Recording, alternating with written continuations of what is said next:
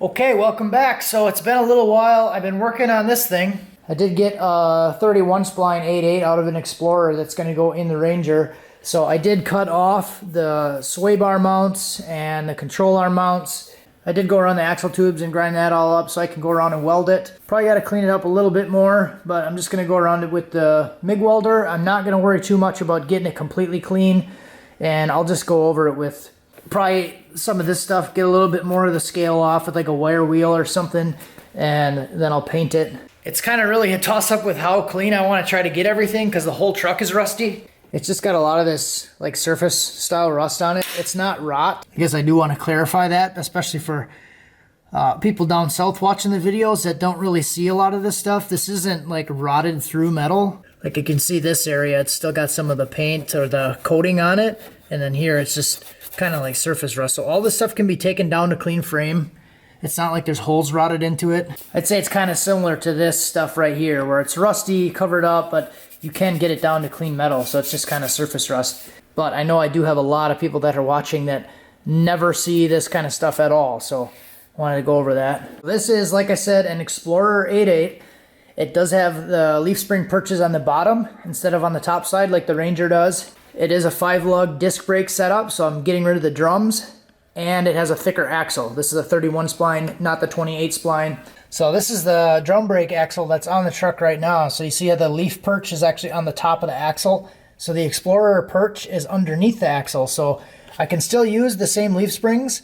I just have to flip the leaf springs to the bottom side and then bolt it on that way. So what that's going to do is actually lower the truck. I might have to put a little notch in the frame and definitely going to have to remove that bump stop. But I do plan to reposition the shocks, lower the truck. I do have the spare tire mount and all that jazz here. I'll probably cut all this stuff out, try to get some of the weight out of it. And then instead of the sway bar in the back, I might do like a panhard setup. Explorer 8.8 does have the 3 bolt holes right here where the factory shock mount was. So I can probably go from the frame over to this side and do like a panhard bar setup to keep the axle centered, not have to do the sway bar mounts. Then it's just 1 bar, don't have to worry about much. With the leaf flip, it should lower the truck about 6 inches. I wanted to lower the truck anyways, so I'll be able to lower the truck just by doing that in the rear. And then I'll just have to match the front. And I'll probably end up fabricating some kind of a system to get like a coilover in the front, remove the torsion bar, and then do some kind of a coilover setup in the front where I can actually have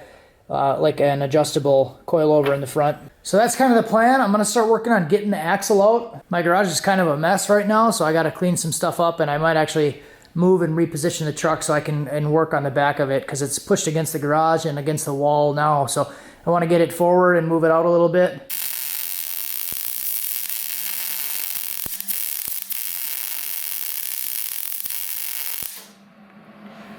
Right, so I did get the axle tubes welded. Some spots look okay, some spots not so much.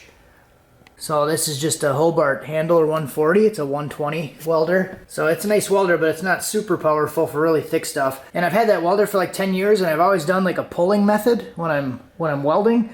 So I would always pull and do like a C shape. So I'm trying to teach myself, like over the last year, I've been trying to push more. Push and do like a E shape. So just a little something different than I'm used to, but trying to teach myself how to do it that way. All right, so I think this thing is pretty much done as far as I want to get it before I actually try to put it in and test fit it. I did take the brake line off of this side. I'm probably just going to double up the brake line like this one, put the same style brake line on the other side, because the brake line in the rear that I have right now comes to a T, and then there's a hard line that goes out to each side.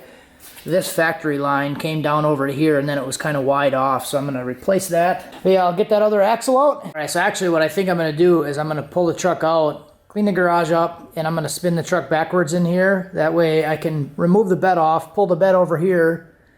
We still got some garden stuff that we're working on. And then when I have the bed off, I can work underneath my lights and just finish up the back end, focus on that, and then flip the truck back around and do the front. So that'll be the next video. I can probably figure out something to do with these studded tires. It's not gonna be 4-wheel drive anymore, so maybe I'll keep one set and get rid of the other set or something. But so that'll be it for this one, and I'll come back when we get the stuff out.